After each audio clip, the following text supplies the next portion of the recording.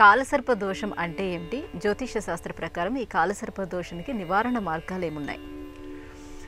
జ్యోతిషపరమైనటువంటి సంప్రదాయాన్ని పరిశీలించినట్లయితే ఈనాటి కాలంలో పరిహారాలు పరిష్కారాలు అనేకం ఉన్నాయి.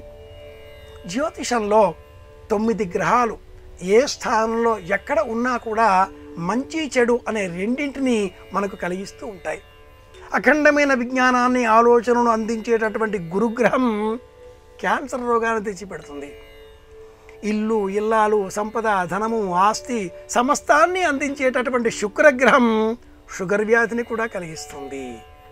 ఈ సందర్భంలో రాహువు కేతువు అనే 2 గ్రహాలు ఇవి లేనివి, కనిపించనివి. సూర్యుని చుట్టూ భూమి తిరిగేటటువంటి వృత్తం ఊహాజనిత వృత్తం, భూమి చుట్టూ చంద్రుడు తిరిగేటటువంటి ఊహాజనిత వృత్తం, ప్రధానమైన ఈ సూర్య సంబంధంగా ఉండే వృత్తాన్ని చంద్రవృత్తం ఖండించే ఖండన బిందువులే రాహువు కేతువు.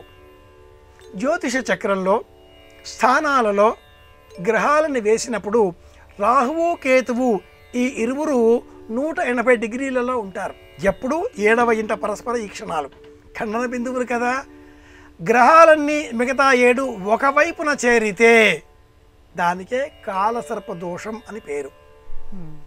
ఇలా కాలసర్ప దోషాలు జాతక చక్రంలో 144 రకాలున్నాయి అంటూ శాస్త్రం వివరిస్తుంది. 144 రకాల కాలసర్ప దోషాలలో శంఖపాల తక్షక నాగ అనేక నామాలను శాస్త్రం పరిహార రూపంలో వివరించింది. తొలగించుకోవడం కోసం పాటించవలసిన పరిహారం ఒక్కటే, ఓం నమః శివాయ, శివారాధన.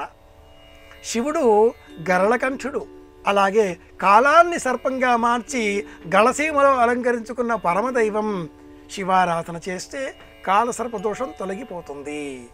ఇందు నిమిత్తమై శివాలయాన్ని దర్శించడం, శివాభిషేకం చేయడం, శివ సన్నిధానంలో యథాశక్తి పంచామృతములతో స్వామిని సేవించుకోవడం, ఎంతగా శివ ధ్యానం చేస్తే అంతగా కాలసర్ప దోషం తొలగిపోతుంది. ఇది అర్థం.